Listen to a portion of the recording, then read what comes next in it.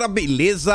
Como é que vocês estão? Meus amigos, ontem tivemos o primeiro dia desse desgoverno. Caos pra tudo que é lado, economia entrando em colapso, várias notícias ruins, muitas tretas e também algumas entrevistas. No vídeo de hoje, dividi aqui em 6 temas.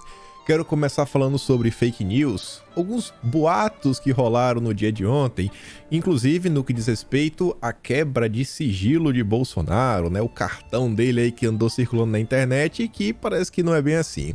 Depois quero falar com vocês sobre a democracia. Ela sempre está em risco, mas graças a Deus temos a classe jornalística brasileira, né? Para ficar inventando muitas ladainhas para tentar passar pano pro que é indefensável. E a Vera Magalhães ontem participou aí de dos grandes episódios de grande vergonha nas redes sociais. Quero mostrar algumas coisas para vocês e comentar sobre várias coisas no âmbito da economia, inclusive sobre algumas mudanças no governo que a gente fica se questionando, cara, onde é que tá a base científica para isso? Será que isso aqui não vai causar problema na vida das pessoas? E sobre ciência, também vamos falar mais algumas coisinhas. Mostrar aí o que é que andam comentando, né? O que é a ciência para esse novo governo, que anda jogando sal grosso aí na frente do Ministério da Economia. E é bem preocupante algumas coisas que já estão acontecendo a nível do Ministério da Saúde, principalmente no que envolve pauta progressista dando lugar à pauta conservadora. Depois quero falar sobre educação em um contexto mais abrangente, não só mudanças na educação que essa turma já anda fazendo, mas também... Como falar, hein?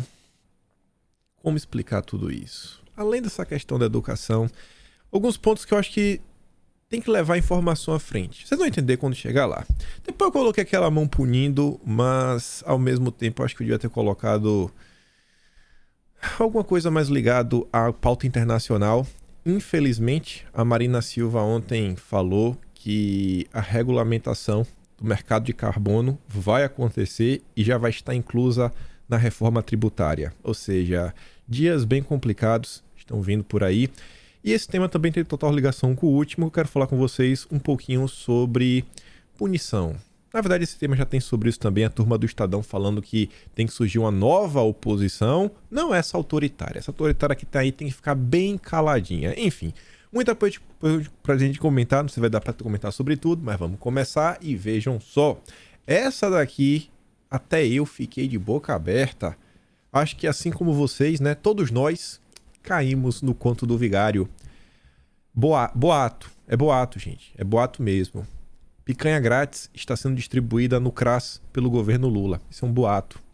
Antes que me perguntem, sim, teve gente acreditando na distribuição de picanhas. Entenda. Circulou uma foto aí nas redes sociais de uma picanha que tinha um selo aí do desgoverno. E a turma estava realmente acreditando. Mas essa informação aqui, ela não é de toda precisa. Por quê? Porque teve picanha. Teve picanha. Não pro povo. Pazelite, né? Zelite.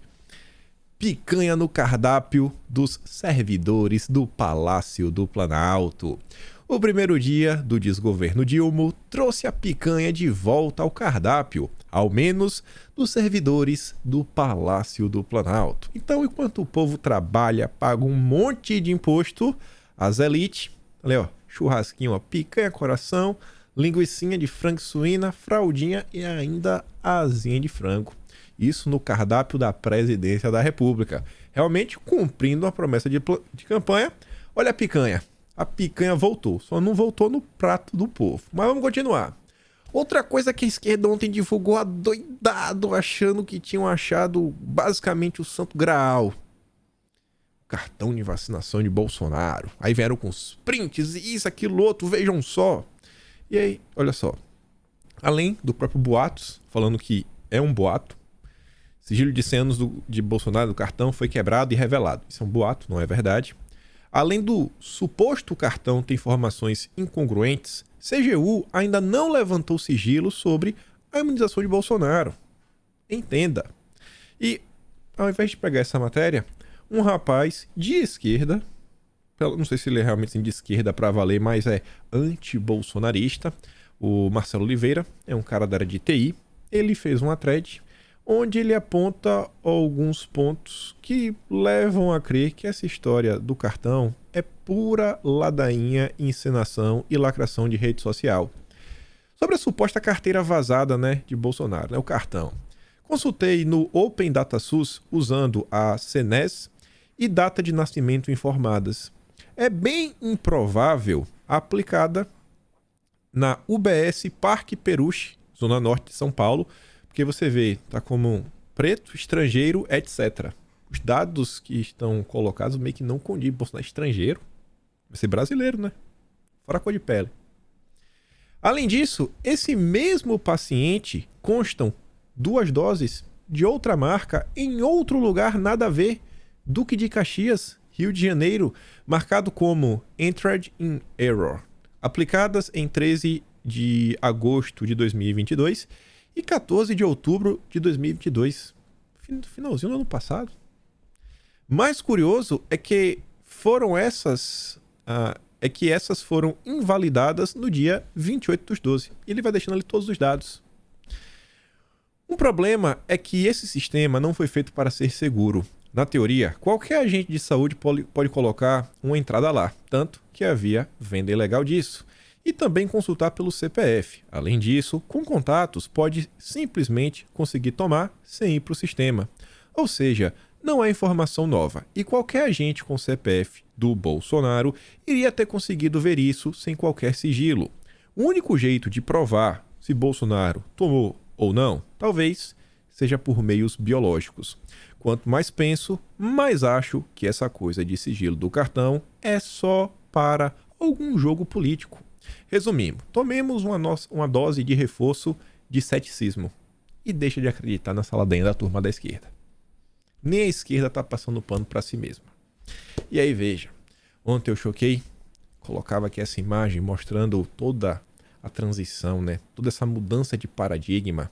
Enquanto Bolsonaro, aquele cara horrível, horripilante, pior pessoa do mundo, todos os istas fóbicos possíveis, preferia dar atenção pro povo no cercadinho. Agora, depois de 4 anos sendo atacados, jornalistas agora têm livre acesso de ir e vir no Planalto. Aí agora a democracia voltou. Agora tá tudo sensacional. E vamos falar sobre eles. O único grupo que consegue manter a democracia em pé, porque ela tá todo dia sendo ameaçada. Quero mostrar aqui para vocês só o início desse áudio da gloriosa Vera Magalhães, porque depois ela fez um tweet resumindo. Quero mostrar só uns 20 segundos aqui. Eu mando o vídeo completo, prometo, lá no Telegram. Mas escuta só. Então eu não vi nada, nem na cerimônia e nem nos primeiros atos editados e primeiros discursos e entrevistas dos ministros que justifique esse Deus nos acuda no mercado. Assim como não tinha visto nos dias da transição.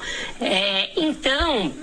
me soa como algo meio histérico por parte dos gestores do mercado financeiro e bastante míope. Então é o seguinte, se eles forem realmente ficar preocupados com responsabilidade fiscal e com atos de governo, deveriam ter ficado de cabelo em pé com os últimos atos da gestão Bolsonaro, que acabou isentando, por exemplo, empresas aéreas de impostos federais sem nenhuma contrapartida em preços de passagem.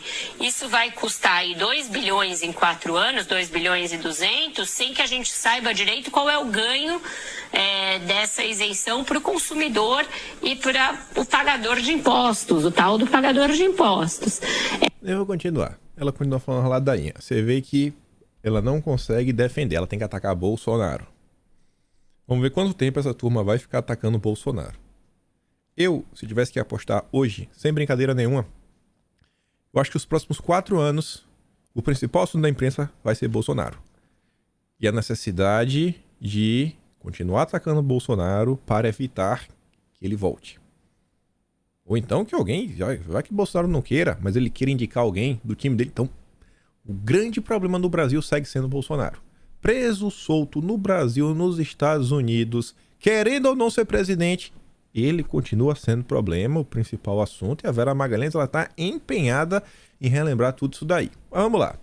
Ela fez um tweet depois, ela não se contentou em ter dito essa besteira lá na rádio CBN e vem falar: os operadores de mercado parecem tomados da mesma cegueira de quem está na frente dos quartéis. Só isso explica se desesperarem com qualquer discurso e não ligarem para medidas de última hora de Bolsonaro que deixaram rombos extras no casco do navio fiscal. Lá vai de novo bater em Bolsonaro. Você vê, depois de 9 anos pela primeira vez, o governo federal fechou com suas contas no azul. Estatais dando lucros recordes. Diversos marcos legais que abriram a economia brasileira para receber investimentos dos mais diversos setores. Mas não, a Vera Magalhães prefere ignorar tudo isso. Ela prefere ignorar também a taxa de crescimento do PIB, que começa em 2022 com PIB negativo, fecha quase agora com 3%, né? A gente vai ver agora nos próximos dias o consolidado mesmo em 2022. Crescimento recorde também no número de pessoas empregadas, CAGED aí sendo divulgado, mas isso não importa para Vera Magalhães. E ela não consegue entender, mas por que o mercado? E ela diz que nem no período de transição ela consegue entender. O que aconteceu? Será que foi por causa da lei das estatais? E as pessoas que talvez tenham uma memória melhor do que a Vera Magalhães, vendo a possibilidade do Aloysio Mercadante no BNDES repetir tudo o que aconteceu no passado, o Jean Paul Prats repetir tudo o que aconteceu também na Petrobras. É discutível se algumas empresas podem ou não ser privatizadas, mas quando a gente vê que o PT que está querendo impedir a privatização, e eu vou mostrar para vocês uma entrevista da Gleisi Hoffmann sobre porteira fechada, você fala, cara, qual é o interesse por trás? É porque é um ativo estratégico que nós não podemos abrir mão ou porque pode se transformar num cabide de emprego? Seriam as falas do Dilma sobre irresponsabilidade fiscal, né? Chuta para cima o teto de gastos, que seriam amedrontado, não vão dar motivos e razões para a turma botar a mão na cabeça e começar a puxar os cabelos. Não é nada aleatório, mas a Vera Magalhães está passando aquele pano. Vai que ela tá com medo aí de perder a boquinha na TV Cultura e fala, ó, vamos garantir lá em Brasília que agora tem a TV Lula. Perde na TV Cultura, ganha lá em cima. E aí, vejam só. Temos aqui, né? Ontem a Bolsa fez o L. Pode ver, ó. Lula, bonito, bacana, triste de ver. E a CNN, com 2 frases, consegue explicar o que Vera Magalhães não está entendendo. Porque a Bolsa reagiu tão mal. Seriam os últimos decretos, a gente também mostra mais coisa. Mas você vê ali, mais uma vez, o mercado repercutiu o discurso do Dilma, voltando a criticar a regra do teto de gastos e prometendo revogá-la. E até então não existe nenhum novo arcabouço fiscal sendo colocado na mesa. Você tem que se contentar com a promessa do Fernando Haddad, que depois de ser o candidato poste, virou o ministro poste, porque ele falou que não ia ter a renovação da desoneração, depois renovou, porque perdeu para lá política, ou seja, quem manda na verdade na fazenda deve ser a Gleisi ou o Mercadante, ele não manda em nada, tanto que o Mercadante já está criando aí o time B para passar a rasteira. Então, vocês têm ministro, é o candidato poste que virou o ministro poste, com o Dilma que vai estar o teto de gasto, então como é que o mercado fica? Aí vai falar que o mercado de direita, que é bolsonarista? Pelo amor de Deus, né? Pelo amor de Deus. E Bovespa fecha primeiro pregão do ano em queda de 3%, dólar sobe 5,36. Estatais perdem quase 32 bilhões em valor de mercado no primeiro pregão do ano. Por quê? Diversos acenos falando, não vai ter mais privatização. A turma está colocando dinheiro, esperando, vamos colocar, porque a empresa vai vender, vai vir uma administração privada, que tem uma tendência de gerar, quanto mais lucro, melhor, né? O setor privado quer dinheiro, a todo custo. A não ser aquela turma que defende a agenda SG a ferro e fogo. Mas até esses também gostam de dinheiro. Mas quando relembram governos anteriores, cabide de emprego, eu falei, rapaz, vai dar ruim. Vamos tirar o dinheiro das empresas. Aí acaba por desvalorizar. Mas a Vera Magalhães não consegue entender isso. Ontem também, o Rui Costa, num bate-papo aí que repercutiu dele com a turma da Globo News, Estúdio Z, sempre o melhor de todos. Empresas condenadas pela Lava Jato poderão quitar dívidas com obras, diz ministro Dilma. Cara, eu não consigo... Eu até tento dar o braço a torcer e falar, não, beleza, porque Às vezes as empresas estão quebradas, não vai ter dinheiro para pagar nunca, mas às vezes está com os funcionários parados, bota aí para trabalhar, pelo menos adianta alguma coisa, paga em serviço. Mas conhecendo essa galera, tem alguma coisa errada, sabe? Lá dentro tem alguma coisa errada, é como se fosse, sei lá, né? Tinha que pagar um bilhão, faz uma obra ali, tá tudo resolvido, a empresa não tem mais nada negativado, agora pode voltar, pegar empréstimo, fazer, pintar, bordar, dar cambalhota, etc. E basicamente passa por uma recuperação judicial com a obra. Eu espero que isso não aconteça, mas qualquer coisa vindo da esquerda, não tem como botar muita fé. Aí veja, o ministro da Fazenda, Fernando Haddad, admite absorver impactos e ser escudo de repercussões políticas para proteger o Dilma. Não faz nem questão de esconder. Não, vai ter alguma coisa ruim, bota a culpa no Haddad. O Dilma não sabia de nada. Vai ter que... Não, o Haddad assume um compromisso. Literalmente o cara tá lá só pra apanhar. Perdemos vários quadros técnicos, que como encerra o governo Bolsonaro, para ter realmente peças políticas. Não, tá ali. Qual é a função do Haddad? Poste. Pra apanhar no lugar do Lula. Pronto. Parece que encontramos a principal função do Haddad enquanto ministro da Fazenda. Continuando.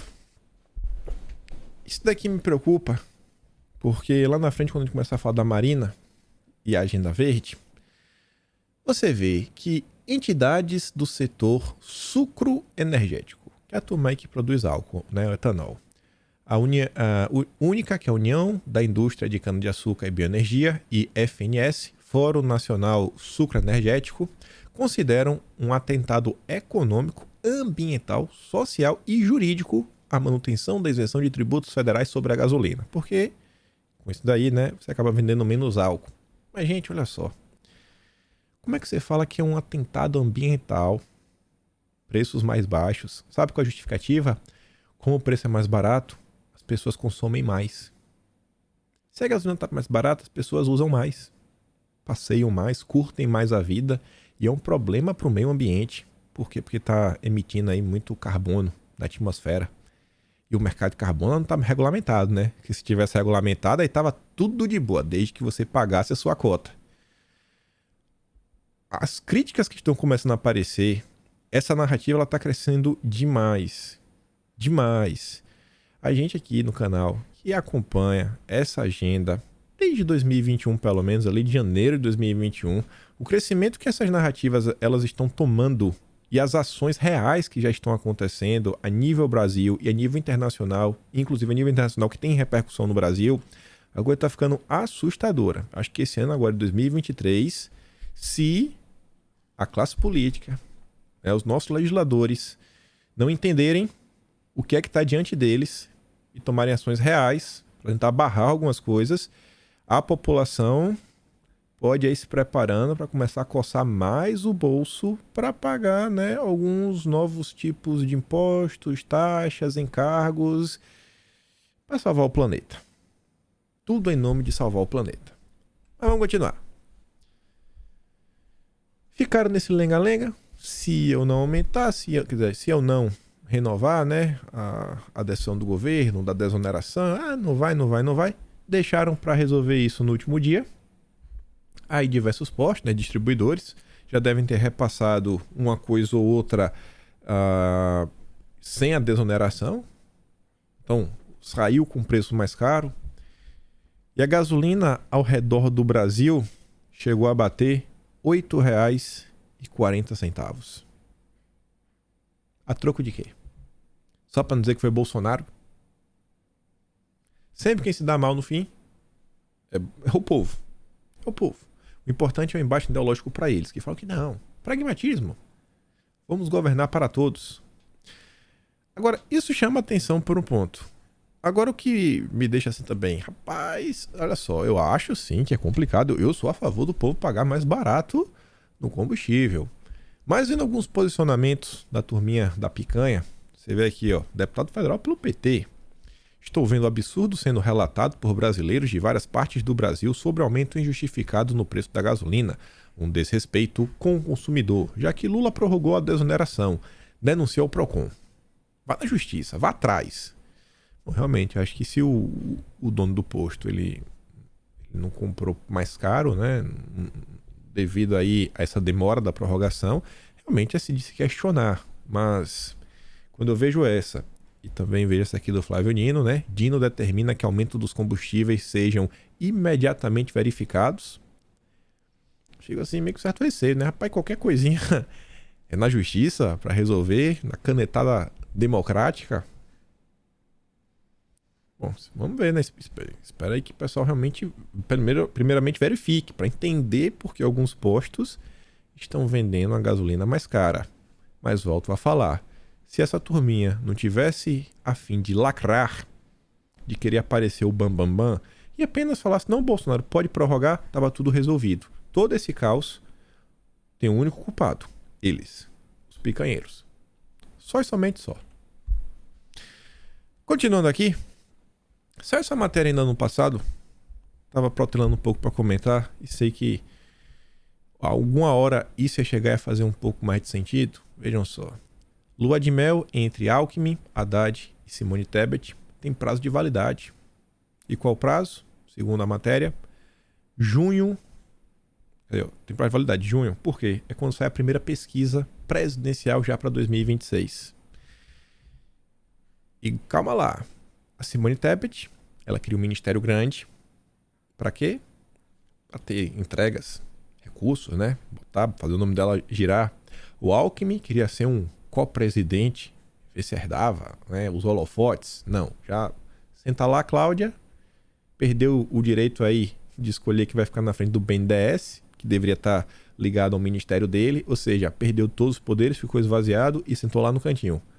O PT já esquanteou o Alckmin por aí. Já esquanteou a Simone Tebet dando um ministério de tamanho pequeno. Mas o senta lá, Cláudia, né, e o afastamento é ainda maior.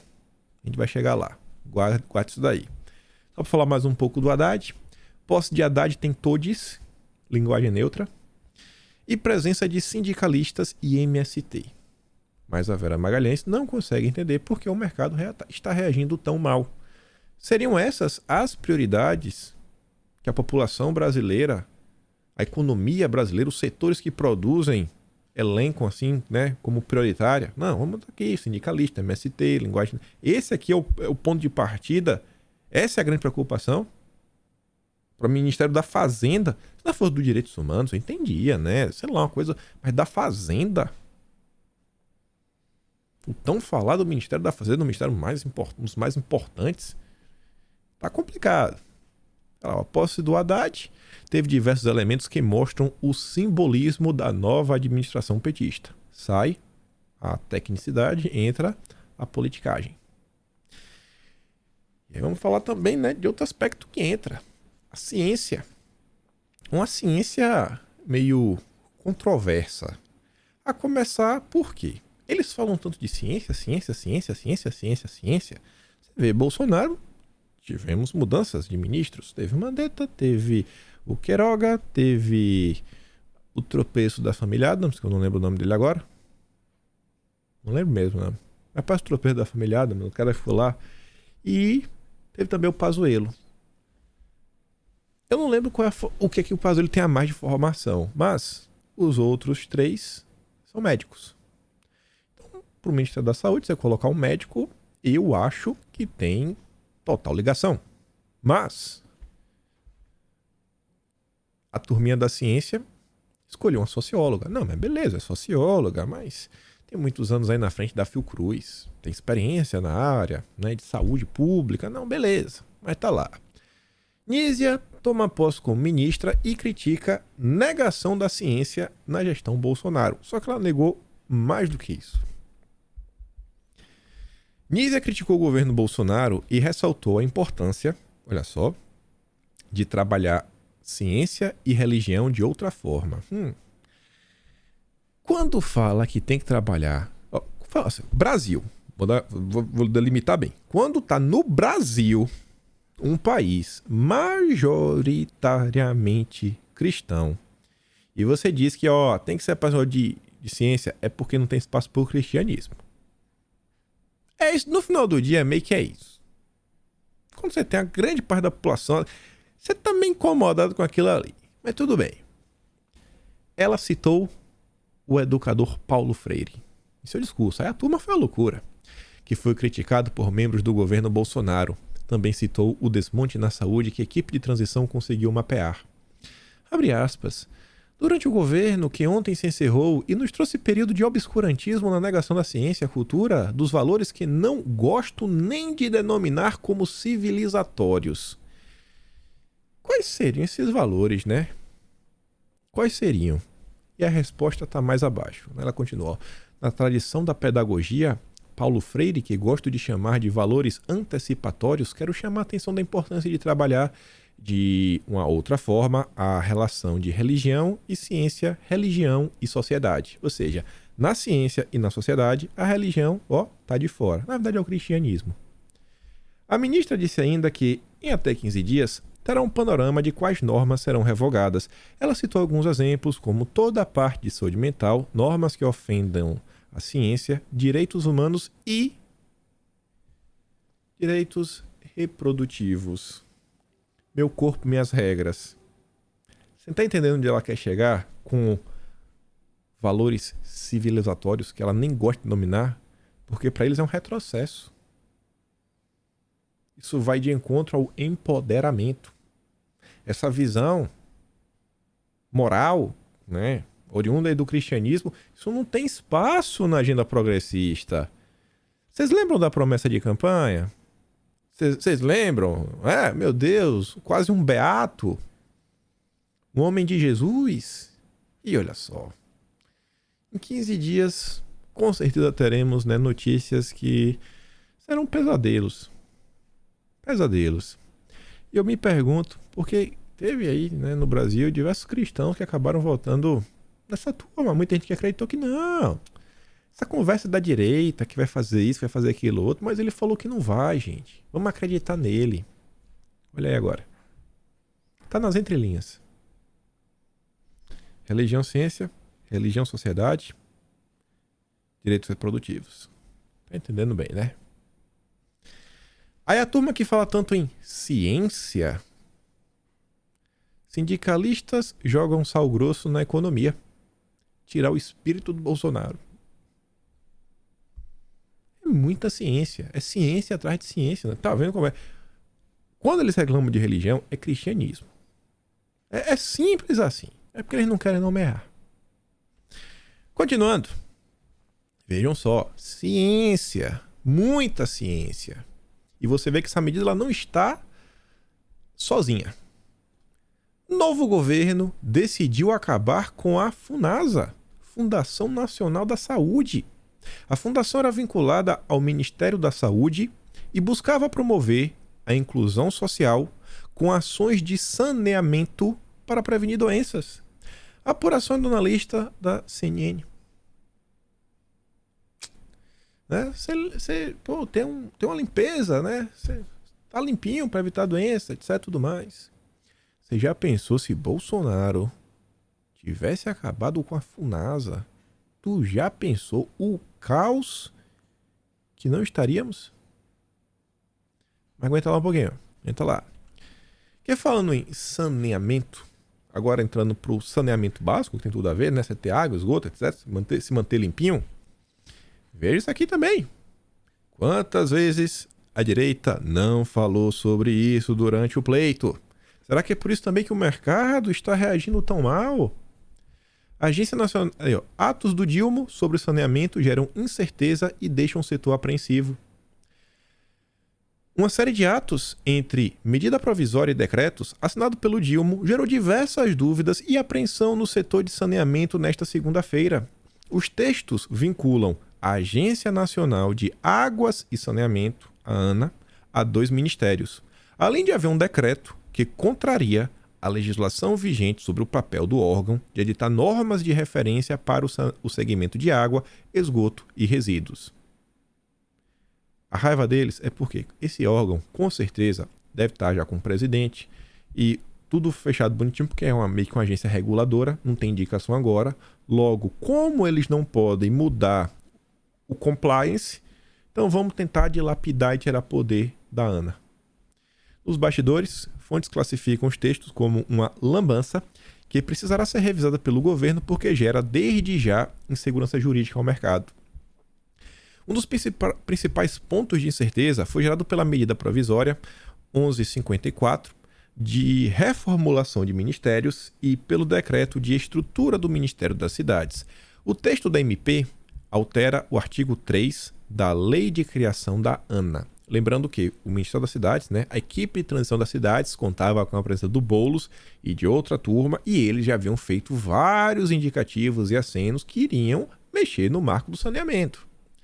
Aí vai, para transferir a vinculação da agência do Ministério do Desenvolvimento Regional para o do Meio Ambiente e Mudança Climática. O mesmo ajuste no artigo 3º retira do nome da ANA a menção a saneamento, além de excluir a redação dada pelo marco legal do setor de que cabe à agência instituir normas de referência para a regulação dos serviços de água e esgoto, um dos principais pilares da lei em vigor desde 2020. Ainda em dezembro, o Estadão antecipou a existência da articulação do governo em transição para retirar o saneamento das atribuições da ANA, o que causou reação de especialistas.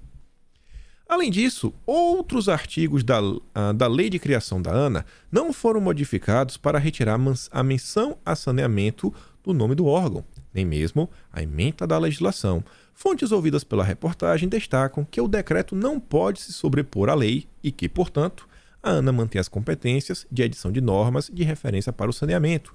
O problema está na insegurança jurídica levantada com esses conflitos. Porque tenta tirar, mas não tira porque é lei e o decreto não está acima da lei. E agora? E agora? O que vai acontecer? Entre a parte do setor que defende a manutenção do marco legal, há ainda o receio de que os atos sejam uma sinalização de que o Dilma, de fato, quer alterar a lei sancionada em 2020, como sugeriu o GT de Cidade na transição, e notícia antecipada também pelo Estadão no mês passado. Olha o caos. Isso vai levar o Brasil para onde? Será que eles não querem impedir a entrada no capital privado, no setor de água, esgoto, e manter tudo na mão das estatais? Esse sistema que aprisionou o Brasil e faz com que mais de 100 milhões de brasileiros não tenham acesso a água e esgoto. Será que é isso? Meu Deus, o que é que está acontecendo aqui? Onde está a ciência, gente? Onde está a ciência? Ciência. Ministério da Saúde, em torno, números da própria imprensa. Não sei se foi uma matéria do Estadão antiga, mas se estimava que em torno de 300 mil pessoas dão entrada todos os anos aí nas filas do SUS por doenças vinculadas à falta de saneamento básico. Aí você vê aqui, duas notas que agora conectam, tanto a questão da Funasa quanto a questão da ANA, e comentar depois sobre a notícia que envolve a direita brasileira. Grande retrocesso para o país. Tiraram os poderes da ANA de instituir normas de referência para a regulação dos serviços de saneamento. Volta o modelo que deixou 120 milhões de brasileiros sem esgoto tratado e 35 milhões de brasileiros sem água tratada. Não tem risco de dar certo. O Paulo Ebel, nossa, quase não saía. Ele é da área de saneamento básico, não dos especialistas da área. E o que diz respeito à Funasa, cuidado também na prevenção, através de saneamento, MDB, PSD e o PP cogitam reverter medida provisória do Dilma que extingue a Funasa no Congresso. Integrantes do MDB, PSD e PP trocaram impressões nesta segunda sobre a medida provisória assinada pelo Dilma que extingue a Funasa, responsável por combate à doença nos municípios e saneamento básico. Ameaçam a rebelião para alterar o texto que agora tramita no Congresso para evitar o fim do órgão. E olha só, pega essa notícia aqui principalmente, esses fatos que estão acontecendo, não só aqui, o que também já está sendo proposto, pelo menos em discurso, pela Nízia Trindade, na saúde. E olha essa notícia. Bolsonaristas do PL criam um grupo de WhatsApp separado. Dos 99, em torno aí de 40 deputados, criaram um novo grupo. Beleza. Até não tem nenhum ponto. Acho normal também, que a turma se conhece há mais tempo, tem um alinhamento muito maior. Só que, pessoal, olha só. Vou pegar um negócio aqui, né, pra acalmar enquanto tá falando. Eu acho que a direita brasileira, ela amadureceu um pouco. E eu acho que os deputados eles têm que entender um pouco isso. E ainda mais agora, porque todas as porcarias que diversos desses deputados fizeram, que atrasaram o Brasil no passado, várias lacrações de internet que geraram retaliações por parte aí do establishment, por parte da esquerda, coisa que até abriram espaço para a imprensa bater. Antes tinha Bolsonaro para segurar a barra deles. Agora não tem. Agora não tem. Antes tinha a coisa de Bolsonaro para vetar no final do dia algum tipo de projeto. Apertar o juiz, né? Botar lá pros ministros dele, etc. Falar que seja com lira que for. Não bota essa matéria em pau. Tenta virar uns votos. Você tinha. Os deputados têm que crescer. Eles precisam amadurecer. Você tá vendo aí que a turma do tal Centrão, MDB, PP, PSD, já estão sentando e conversando. Mas peraí, o que a gente vai fazer com a questão da Funasa? A Funasa eu não sei quanto realmente ajuda no dia a dia do povo. Agora, eu acho que o marco do saneamento é uma das grandes conquistas. É um dos grandes legados que Bolsonaro deixa para o Brasil.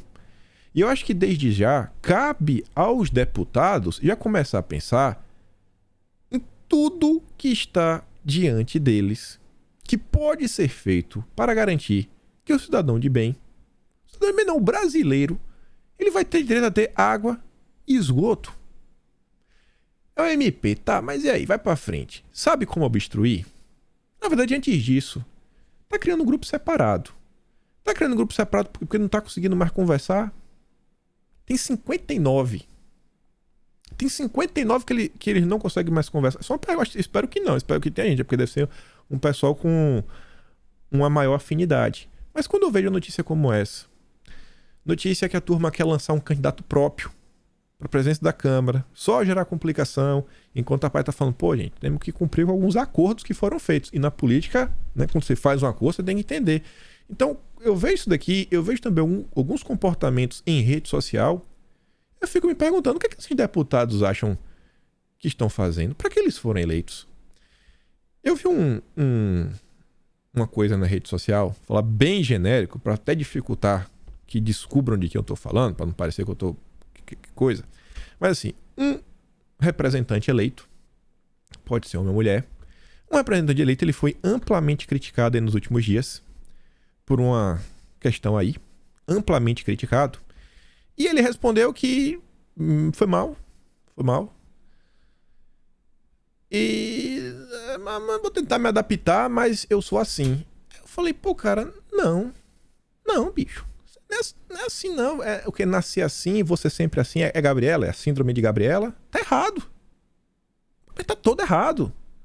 Não, porque lá do estéreo. Não, entenda assim, ó. Se você quer ser levado a sério, você tem que dar razões. Na verdade, você não precisa nem dar razão. Mas não dê razões para as pessoas olharem e não te levarem a sério. Se você quer ser levado, então não dê motivo pra turma te ver como, olha ali que bestão. Não dê motivos. Não dê motivos.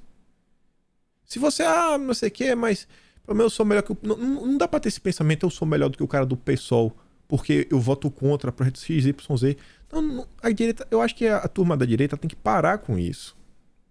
Tem que parar com isso. E muitas vezes a turma diz, mas não fala de tal pessoa. Falando do deputado. Está dividindo a direita.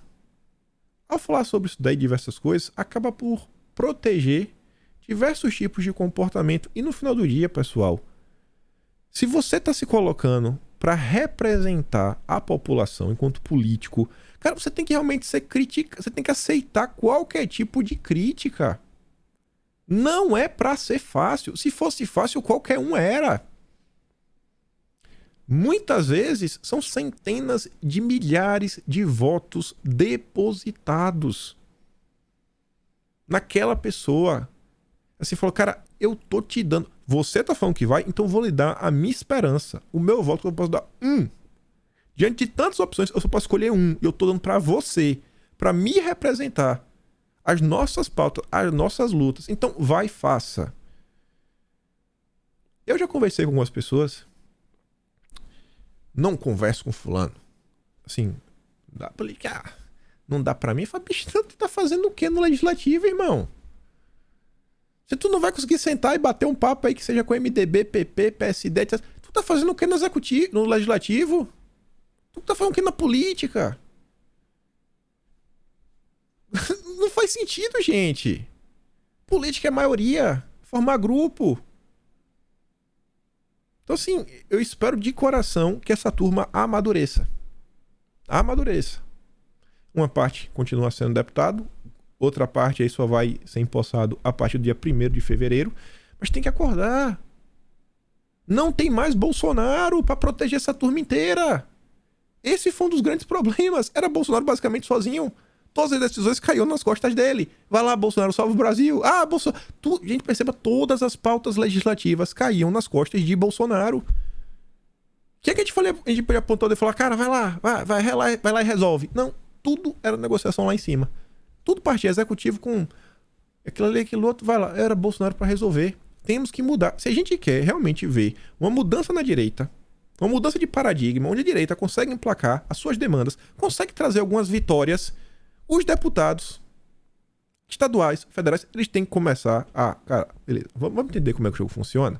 Vamos pegar esse final de ano aqui, cria um grupo, pode ser um grupo deles aí, contrata que seja aí, tem na Câmara, né? Professor, vai estudar o regimento interno da Câmara, vai aprender o famoso kit obstrução, ver o que é que pode, até o que é que das pautas, o que é que dá para ceder em torno de conquistar algo melhor, algo mais importante. É duro. Sabe? É complicado. Se não acha que tá apto pra isso, não se candidata. Não se candidata. Você não quer ser cobrado. Eu não quero me candidatar, porque eu não acho que eu tenho capacidade, nem conhecimento, né, da máquina, etc, pra falar, cara, o que faz o quê? Não é pra mim. Continuando aqui, você vê, ó. Essa eu trouxe por outro motivo. A CNN, Renan Filho, disse nesta segunda que a lei do teto de gastos fez com que os investimentos no setor de transporte fossem o mais baixo da história recente. Está aqui justificando a derrubada do teto de gastos. Só que o Renan Filho, né, ele também está criticando, já falou, das questões ligadas ao marco das ferrovias. Que é também os marcos aí da área de logística e transporte. E aí, o que é que a direita vai fazer para impedir isso daí? O que é decreto? O que é decreto? Tem, por exemplo, os PDLs, né? Você pode sustar decretos e portarias, realmente você pode ver a legislativa através de PDLs. Mas e aí? Tem que buscar consenso. Tem que conseguir colocar eles em pauta. A turma vai ter que trabalhar. Né? Levantar a manga e suar a camisa. Aí você vê todo esse cenário, não podia ser diferente, né? O mercado aumenta a previsão da inflação para 2023 de 5,23% para 5,31%. Tem como ser diferente? Diante de todo esse cenário, todas essas propostas que a turminha da picanha está propondo. E aí ontem, nosso presidente, eterno presidente, fez uma pequena thread para comentar, né, sobre um pequeno balanço do seu governo. Brasil tem novo recorde histórico de empregos formais no país, 43,1 milhões. Balanço de 2022. Secretaria Especial do PPI concluiu 48 projetos em 2022 e assegurou 101 bilhões em novos investimentos. Ainda o PPI. Capitalização da Eletrobras, concessões de aeroportos e reforçou apoio a estados e municípios. O governo federal investiu mais de 540 bilhões para o enfrentamento da pandemia. O Ministério da Saúde aplicou mais de 38 bilhões para a aquisição dos imunizantes. Desde 2019, o governo federal investiu em mais de 4,7 bilhões para ampliar a oferta de água no Nordeste. Nos últimos 4 anos, o Ministério do Desenvolvimento Regional concluiu o eixo norte da transposição do Rio São Francisco, levando as águas do Velho Chico pela primeira vez ao Ceará e ao Rio Grande do Norte. E aqui são alguns fatos, né? Olha de onde a gente estava, olha para onde a gente veio. Continuando aqui, sobre ciência. Será que a turma da esquerda ela se pauta suas decisões pela ciência? E aqui eu falei que a gente vai voltar naquela questão do Haddad, o Alckmin, Simone Tebet. Até quando ia o clima de amizade? Quando que já pode começar a esfacelar? Sente a manchete. A Glaze concedeu entrevista para o Globo. Glaze nega porteira fechada aliados em ministérios. Discussão sobre cargos será em conjunto. Meu amigo, tu pode ser o ministro, mas não significa que é tu que vai decidir os cargos. O apetite do PT é insaciável. Insaciável. São os ministros postes. Só para fingir. O presidente do PT diz que novas nomeações ainda serão negociadas para todo o segundo escalão. E nessa entrevista, ela responde mais duas coisas que você vê realmente como é lindo e belo o apetite do PT. Para ter mais votos no Congresso, Dilma negociou ministérios com partidos que não apoiaram e que têm parlamentares críticos ao PT. Dá para garantir que essas siglas de centro e centro-direita vão entregar os votos no parlamento? Aí ela diz, espero que sim, viu? Espero que sim. Se está dentro do governo, tem que entregar os votos. Ou seja, tá com o ministério é para votar na gente. Tá com o ministério para votar com a gente. Se não, é um casamento. Espero que esses partidos cumpram exatamente com a missão deles para dar governabilidade. Há um prazo para que seja avaliada a posição desses partidos no Congresso? Vai depender das votações no Congresso. Sempre as coisas podem ser reavaliadas. Ou seja, é ministro hoje? Talvez não seja mês que vem. Mas depende da votação. Se o seu partido não votar do jeito que a gente quer, você vai rodar. Você vai rodar. E acabou. Quem manda é o PT. Não tem frente ampla, não tem espaço. É o que eles querem e acabou. Toma esses 3 ministériozinhos. Finge aí que tu tá brincando, com o controle desligado. E fica quieto. Fica quieto. E vamos falar mais. PT e educação. Educação foi tratada como subproduto por Bolsonaro, diz Camilo Santana. Ele fala aí sobre a evasão escolar. Como se o Brasil não tivesse tido uma pandemia. Como se os governadores e prefeitos não tivessem nenhuma responsabilidade, né? Principalmente diante do fecha tudo. Ele também reclama da forma como Bolsonaro lidou com a educação superior e a ideologização. Não sei se é assim que pronuncia, né? Colocou ideologia no ensino superior. Quando a esquerda reclama de ideologia é porque eles estão perdendo a hegemonia total, porque é a realidade das universidades, né? A cada 100 professores, você deve ter uns 120 que são de esquerda. Você não tem, não lembro qual professor de direita que tem. Deve ter, óbvio, né? Uma minoria bem pequena. Mas ele reclama disso. Aí veja só.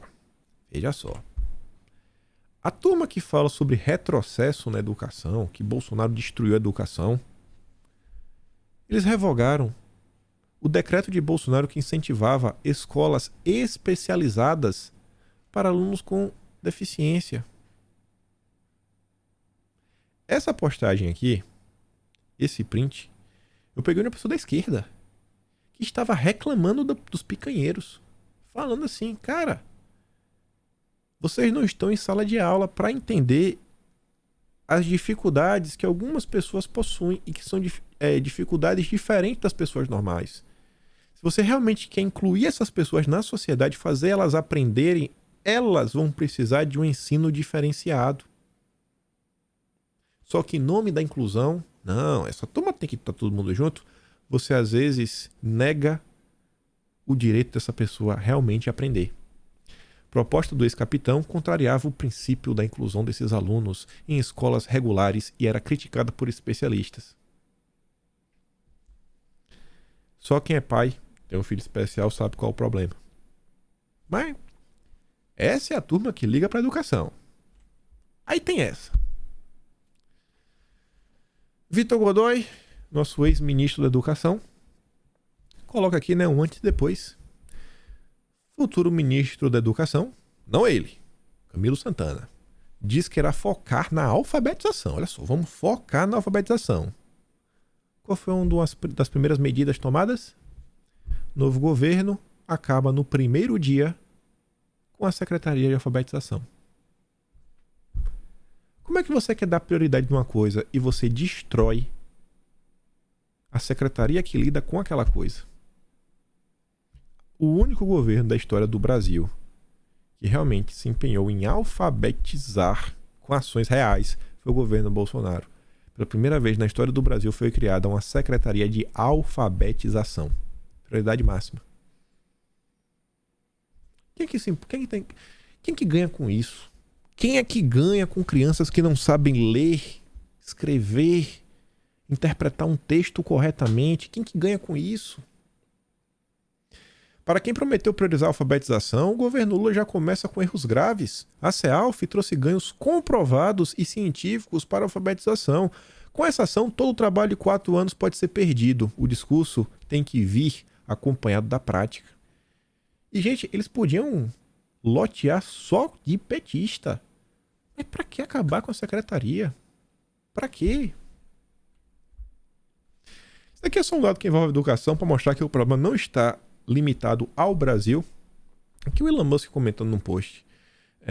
Um cara faz um monitoramento falando, para cada republicano no corpo docente da melhor faculdade de artes liberais dos Estados Unidos, né, Williams, há 132 democratas.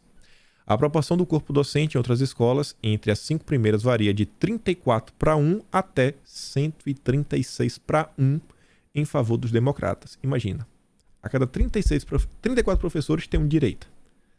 34 de esquerda para um de direita. Isso na melhor. Na pior, a cada 136 professores de esquerda tem um de direita. Aí o perfil fala o seguinte, me diga o seguinte, se os think tanks são considerados partidários e tendenciosos, né, as ONGs, think tanks, as universidades também não seriam partidárias e tendenciosas? A ideia de que as universidades são imparciais é desmantelada quando você olha para as proporções do corpo docente e como os alunos reagem a palestrantes convidados de uma ideologia rival. E isso acontece no Brasil direto. Quando vê alguém de direita dar palestra, é pau e pedra, é pontapé, é confusão, briga dedo no olho. É a mesma coisa. Ah, não, as universidades estão criticando. Mas a universidade é de esquerda. Pelo menos lá, né? Se no Brasil fizesse levantamento, eu acho que bate a mesma coisa ou até pior. Mas voltando. Olha outra preocupação desse governo. Educação midiática. Governo Dilma terá órgão de combate à desinformação nas redes. A estrutura da SECOM, chefiada pelo Paulo Pimenta, terá um órgão voltado para políticas digitais. Comandada por João Brandt, a repartição terá os departamentos de promoção da liberdade de expressão e de direitos na rede e educação midiática. A Secretaria de Brandt terá, entre outras missões, o papel de formular e implementar políticas públicas para a promoção da liberdade de expressão, do acesso à informação e de enfrentamento à desinformação e ao discurso de ódio na internet, em articulação com o Ministério da Justiça. Chupa essa pinha. Em articulação com o Ministério da Justiça. E sobre esse post, aí você vê. Educação. Eu realmente acredito. Como falei para vocês, aquela postagem da Carta Capital, eu achei no Twitter de um perfil de esquerda criticando. Essa questão e essa nomeação do João Brandt está sendo criticada pela Gringa Brazilian, nome do perfil, que é mais de esquerda. Nossa, vermelho escarlate. Olha o que ela disse. Nomeado o novo secretário de Políticas Digitais, infelizmente, é mais um nome financiado pelas fundações neoliberais dos Estados Unidos, a Open Society e Luminate do Omidyar. E isso não é teoria, são os fatos. Ela coloca. Depois ela volta para complementar, né? Ela compartilha lá mesmo e diz: muitos não percebem, ou talvez não entendam, que foi assim que a esquerda elegeu Boric, aliado dos Estados Unidos no Chile. Foi a própria esquerda que começou a aceitar as fundações dos Estados Unidos, suas mídias e mídias. Isso está acontecendo aqui no Brasil. Os militantes da esquerda começam a aceitar e a promover as mídias /ONGs da esquerda compatível. No curto prazo, isso não tem problema. Eles apoiam Lula e as causas da esquerda, mas o truque é no longo prazo. Irão promover Boulos presidente e Amazônia Internacional. E vocês irão apoiar. É um processo do império em toda a América Latina. A esquerda e seus militantes, sem perceber, está se tornando a esquerda compatível. Veja como ninguém questionou as nomeações das fundações dos Estados Unidos ou Jean Girard, que foi um caso que rolou ontem. Muitos da esquerda, sinto dizer, já são esquerda compatível e essa metamorfose está muito evidente neste momento. Por isso que eu volto a falar dos nossos representantes. Gente, tem muita pauta que a direita defende e que, se conversar direitinho, consegue barrar. Consegue barrar. Se conversar direitinho, consegue barrar. Eu não acho que é interesse de grande parte do centrão e até de alguns setores da esquerda de internacionalizar a Amazônia. Dar a Amazônia para o mundo tomar conta. Eu não acho que seja. Tem muita gente que só se preocupa com quanto eles vão ganhar. Mas é que, se conversar direitinho, você consegue barrar. Eu acho que, se você conversar direitinho também, muita gente não é a favor, né? Por monitoramento de rede social, disso, daquilo, outro, etc. Isso é meio complicado. Isso acaba gerando mais e mais confusão. Você fala, cara, olha só, esse tipo de medida, bicho, vai criar tanta confusão. Olha o que está acontecendo, olha como está o estado das coisas. Pô, é isso que vocês querem? Se conversar, a coisa vai. Eu acho que tem grande interesse você ver a própria imprensa brasileira tá batendo na tecla da questão do saneamento básico. Se conversar direitinho, a coisa anda. Anda. Cabe aos nossos representantes amadurecerem, melhorar um pouco o discurso, sua desenvoltura e começar a trabalhar para formar consensos. Críticas da própria esquerda. Da própria esquerda em relação à esquerda. É o que eu digo para vocês. Tem alguns setores na esquerda, né, que falam sobre a questão, que focam nessa questão da soberania nacional, atacam a questão do imperialismo, né, que é o que eles chamam, que é como eles chamam globalismo. Olha isso daqui. Você acha... Eu não consigo acreditar que, se essa pauta aqui ela foi explicada bonitinha, até a turma da esquerda é contra. No final do dia, quem do povo quer pagar mais por qualquer coisa que seja? Mesmo que seja para salvar o planeta, quem? Quem é a favor disso? Reforma tributária deve regulamentar mercado de carbono, diz a Marina Silva. Vai meter dentro da reforma tributária. Imposto, gente.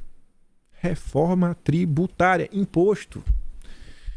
Já falei isso algumas vezes, faço questão de repetir. Quando você quer criar um governo, você tem que ter uma capacidade de bancar esse governo. Bancar essa máquina para poder trabalhar, né? Pô, o cara não vai trabalhar de graça para estar no governo. Como que você banca o governo? Através de impostos. Há quantos e quantos anos não falam de um imposto mundial? Mas vai cobrar um imposto mundial como? Quem é que vai pagar? Com base em quê? Você vai falar, não, vamos criar um imposto mundial sobre... sei lá.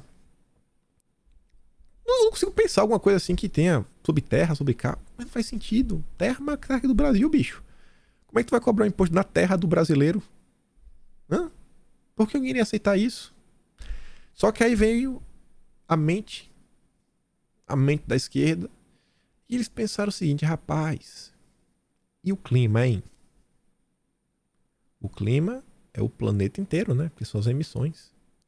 Impacta todo o planeta, porque o ar se dissipa, etc e tudo mais. Logo, o que é feito no Brasil impacta os Estados Unidos, impacta a Europa, impacta tudo. Se a gente começar a cobrar um imposto no clima, o mundo todo, né, tem que cuidar da própria natureza. A gente não pode estar aqui um país do mundo e ele destoa o resto do mundo. Você percebe assim a lógica? Então, através do meio ambiente, você consegue criar um problema que o mundo inteiro compartilha. Logo, você consegue criar um imposto para todo mundo pagar. E onde é que estão tentando colocar o mercado de carbono? Exatamente como imposto. Reforma tributária. Não tem como você criar uma coisa que gera custo para alguém e esse custo ser assimilado sem ser repassado nada para o consumidor final. Se o consumidor final não pagar por esse imposto, ele vai pagar indiretamente o valor que foi agregado no produto. Ele vai pagar. Não serão os empresários que irão sofrer com isso daqui, vai ser a população. Eu não consigo acreditar que a turma da esquerda olha para aqui e fala, não, é normal, beleza, vou no supermercado lá, vou comprar 1 quilo de frango, vou pagar um adicional aí do carbono do frango que emitiu. Se for carne, eu pago mais. Vou comer um hambúrguer, além do hambúrguer eu pago, né, crédito de carbono. Vocês acham isso bacana? Eu acho que a turma não vai gostar. Ainda mais os picanheiros, hein? A turma não tá tendo picanha. E agora vai ter que comprar picanha e ainda pagar uma compensação de carbono? Eu acho que se conversar, colocar esse assunto numa boa, explicando, de forma lógica, sem muita lacrada, sem querer lavar a alma de ninguém, que virou a nova moda direita, né? Lavar a alma, tudo agora lavar a alma. Eu acho que a coisa avança. E Dona Marina, já tá aí, né? Nomeação da autoridade climática só será feita em março. E não é porque ela é boazinha, não. É porque pela lei só pode a partir de março. Por lei, a criação de cargo de autoridade climática só poderá ser feita em março. Marina quer um nome técnico para o posto. Imagino que não vem aí. Imagino que vai vir por aí. Precisa de união e consenso para conseguir barrar todas essas pautas. Tinha mais 2 temas aqui que envolvem a esquerda, ir para cima, através da justiça. Eu vou deixar para o vídeo de amanhã. Com certeza vai aparecer mais alguma coisa, mas envolve aí o pedido do PSOL para cima de Bolsonaro, quando Bolsonaro, principalmente, pode começar a ter alguns problemas na justiça, mais algumas coisas que envolvem o texto do Estadão, falando também sobre calar, né, os autoritários, enfim, vários assuntos. Mas a gente comenta amanhã com calma. Por hoje, eu acho que tá de bom tamanho. Vou mandar lá o vídeo da Vera Magalhães no Telegram, o link tá aqui na descrição. Se gosta do meu conteúdo, para se tornar membro do canal, tem um botão de valeu, tem um peito na descrição. Mas acima de tudo, compartilhe esse vídeo e com fé em Deus, eu espero poder estar aqui amanhã. Sabe que as coisas tão difíceis. E espero também poder ver vocês amanhã. Aquele grande beijo, abraço. Tamo juntos. Valeu, meus amigos. Fui.